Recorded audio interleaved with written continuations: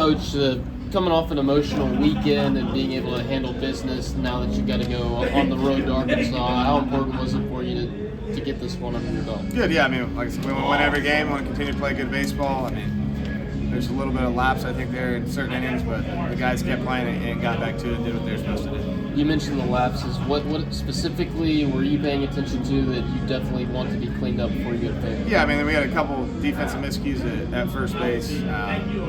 Just got to be better. I mean, you can't. As competition, you would think it's harder. Mistakes, you can't have them. And mistakes are mistakes. So we want to continue to play clean baseball and fix those mistakes we make. What do you think of Terrence's throw out there? Awesome. He's been working on it. He's been working on. He's got a good arm. He's just been working on his direction on his throws, like his feet taking towards the ball. And he did a really good job of getting behind that baseball and making an accurate throw. And I'm glad we challenged him. Does it seem like he's a guy that's just each game he's getting a little bit more complete as he gets another game under his belt? Yeah, I mean, he's an outstanding player and he's growing. He's not. I mean, he wasn't great at the plate tonight, but he's not playing. He's not playing like a freshman. I mean, he's an elite player and he brings something different to the team that not a lot of guys can do. What are you seeing from Cade McCoy still as he's continued to get a lot of looks out of the bullpen? And I think the last 3 outings he's picked up the win. Yeah, I mean, and high pressure. I mean, where we're at in the game for him to come in and do that. I mean, it's just that's why he's getting the ball. I mean, my confidence is really high in him, and his confidence should be very high in himself. He's absolutely getting the job done with what he did the other day against Petrie, and what he did when he came in that inning. He's doing an outstanding job. What led to Yamal getting the start today, and just what you see from him out there? Yeah, he's had some good at bats as he got in there. I mean, Sawyer's been struggling a little bit, but he's still in the mix. He's still going to play a role with how we're kind of doing left field with Schott coming in. So he's done awesome. We've worked on a lot of stuff with his mechanics and his swing the last couple weeks, and he's continuing to grow, continuing to get better. What kind of personality has he brought to this team this season? He's just an awesome kid, man. Just an unbelievable kid. He comes with energy every day, and I love to see the smile on his face. But he works really, really hard. He really, really cares, and I'm just really glad he's here and he's a part of our team. Now, when you guys were trying to get him out of the transfer portal, there was, remind me if I'm right, there was some kind of connection with one of the other guys on the team that you guys were able to get in touch with him. Is that right? Yeah, he was on Team USA with Grahovic, and I'm pretty sure they lived together. So that played a massive part of it. Yeah, just as that process unfolded, how did you guys? Did he come on a visit here? What was kind of maybe the selling point to get him? Never came on a visit, which happens to a lot of portal guys. I think Gavin really sold A&M to him, and then we talked to him a lot on the phone, and he wanted the opportunity to play at a bigger school, and a guy like that who can play everywhere. He hasn't caught yet, but a guy in the future that can play every outfield spot, second base, and catcher is just really, really valuable for a baseball team. When you started the season, did you expect to have to use this kind of depth, and what does it say about the guys that you have that you can make all of these kind of adjustments and put guys in like you did? I think just watching it over years, you need depth because the unexpected will happen, especially when you don't expect it. So building depth is huge, and I'm glad we did. And it's showing up for us. And guys who maybe we didn't anticipate playing are playing. So you got to almost think the worst and build depth in case something happens, so you're prepared for it.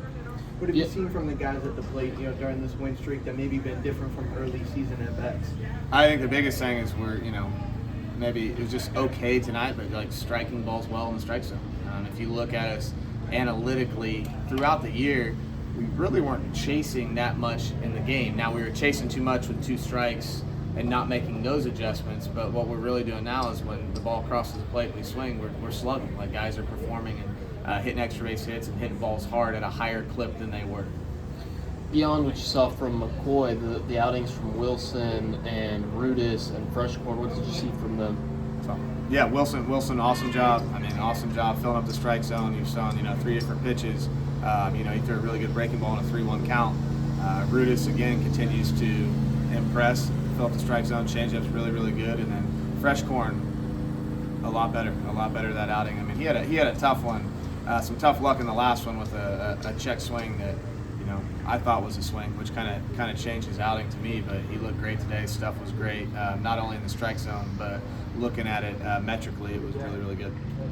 What have you seen from Arkansas, just as you've maybe been able to start scouting them the last couple of days, and just what you expect to face in them this weekend? My scouting's been very limited on them, just because truly focus was all on Tarleton. But I know they can really hit, and they're a really good baseball team. I mean, they're going to be one of the best, if not the best team we've played this year. And going into that environment, we're going to have to come bring some energy and play play. Like, it's going to be tough, but I love where we're at going into it. It ain't going to make it easier, so we're going to find out what we're made of, and I can't wait to get out there. How much do you think maybe your team's positive experience at Tennessee can help going into a series like this? Oh, for sure.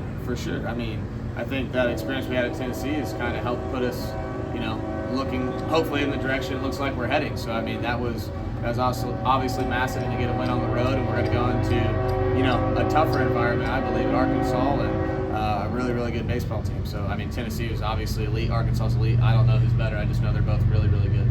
How many times have you watched that grand slam from Saturday back again? Someone did did you see the edit where they did it with Moneyball? It's unbelievable. And they cut to silence, and it shows the swing and just has to crack the bat. I've probably watched it 100 times. Like, it is absolutely incredible. So you got to watch that. It is. I've watched that specific part of that video I don't know how many times. It was just so cool, and it was such an amazing moment. Looks like the Green Jackets still around, even though the Masters wrapped up for this year. Yeah, whatever they want to do, as long as we keep seeing it and we see it at a high clip, I'm all for it. So as many times as I can hear that putt and see that jacket, that means again we scored at least one run. So keep it going. Speak of a tough environment. What are some of the challenges of playing back-to-back road series like you guys have coming up? Anytime you play an SEC opponent on the road, it's going to be tough. So just sole focus on Arkansas. So we'll go in there and take care of business, and then get ready for whatever game we have next. But right now, it's just not thinking too much on that, and just thinking about getting on the flight tomorrow, being on time for the bus, and then having a great practice when we get there. Do you have to make any adjustments, you feel like, with back-to-back Thursday, Friday, Saturday series, or is it kind of now almost a similar routine as doing a Friday, Saturday, Sunday? That makes it easier. That was, I think, if you draw it up, the back-to-back before Easter is good. It doesn't put you on short rest, it just puts you on the same. I mean, the extra day would help, but that really is just the same as back-to-back Fridays.